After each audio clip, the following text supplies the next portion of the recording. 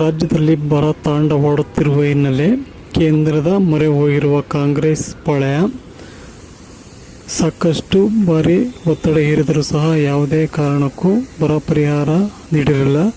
ಈಗ ತುರ್ತು ಸಂದರ್ಭದಲ್ಲಿ ಕೇವಲ 13% ಮಾತ್ರ ಬರ ಪರಿಹಾರ ನೀಡಲಾಗಿದೆ ಎಂದು ಆರೋಪಿಸಲಾಯಿತು. ಈ ಸಂಬಂಧ ಜೆಡಿಎಸ್ ಕೋರ್ ಕಮಿಟಿ ಅಧ್ಯಕ್ಷ ಜಿಟಿ ದೇವೇಗೌಡ ಪ್ರತಿಕ್ರಿಯೆ ನೀಡಿ, ಇದು ಕಾಂಗ್ರೆಸ್ ಹತಾಶೆಯಿಂದ ಮಾತನಾಡುತ್ತಿದೆ. ಯಾವುದೇ ಕಾರಣಕ್ಕೂ ಇವರು ನಯಾ ಪೈಸೆ ಖರ್ಚು ಮಾಡದೆ ಬರ ಪರಿಹಾರ ಕೇಳುತ್ತಿರುವುದು ನಾಚಿಕೆಗೇಡಿನ ಸಂಗತಿ. ಖರ್ಚು ಮಾಡಿ ಕೇಳಲಿ, ಆಮೇಲೆ ಅದರ ಅನುದಾನವನ್ನು ಪಡೆದುಕೊಳ್ಳಲಿ ಎಂದು ಇದೇ ವೇಳೆ ತಿಳಿಸಿದರು.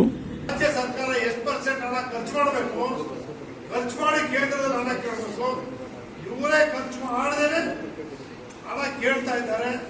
ಕೇಂದ್ರದವ್ರಿಗೆ ಯಾವ ಕಾಮಗಾರಿ ನಡೀತಾ ಇತ್ತು, ಕೇಂದ್ರ ಸಮಿತಿ ಬಂದಿತ್ತು, ಕಾಮಗಾರಿ ಎಲ್ಲಿ ನಡೀತಾ ಇತ್ತು, ಎಲ್ಲಿ ಖರ್ಚು ಮಾಡಿದ್ರು, ಅದ್ಯಾವುದೋ ಅದಕ್ಕೆ ತೋರಿಸಿಲ್ಲ.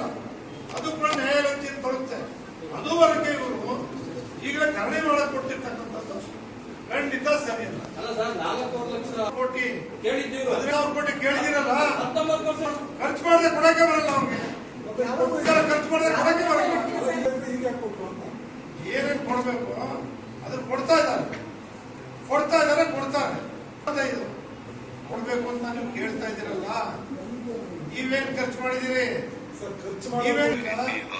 ಕೋರ್ಟ್ ಅಲ್ಲಿ ನಾವು ಕೂಡ ನೋಡಿ ಅದರಿಂದ ಸಮಿತಿ ತೀರ್ಮಾನ ಮಾಡಿ ಹಣ ಬಿಡುಗಡೆ ಮಾಡ್ತೇವೆ ಅಂತ ಹೇಳಿದ್ದಾರೆ.